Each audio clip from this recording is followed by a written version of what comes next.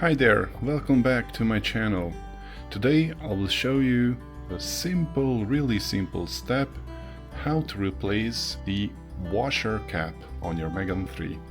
So it's really simple, but it can cause some issues if the cap drops on the V-shaped belt on the generator. So yeah, it's a very cheap part, not so expensive, very easy to replace it. So I fixed this cap with the power tape. Yeah, it's a little bit funny, but I wanted to be sure that it will cause no issues at all.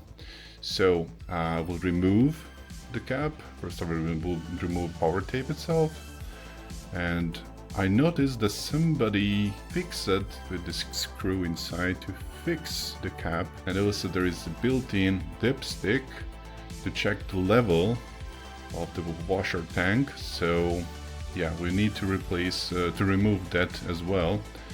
Yeah, as you see, I removed the screw that I mentioned before. Yeah, that's the one, and we need to replace the dipstick as well. So I will just put down this screw.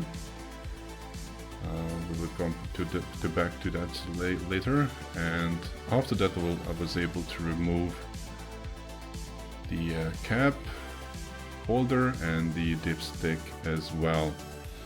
So you can remove this little plastic part from the end of the dipstick and put it through the hole in the middle. So, and yeah, I skipped that part, but it's really easy. You will see there's a hole in the middle, and yeah, it's in its place, and we will put it back. Yeah, we'll close the cap, click, and let's go back.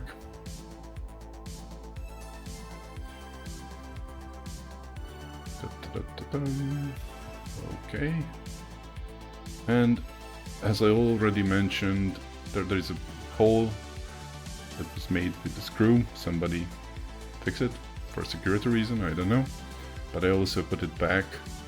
You see the screw is there. The dipstick is also there. You can pull it out to double check the level of the washer tank. And that's all, folks. Yeah, take care and see you later. Bye bye.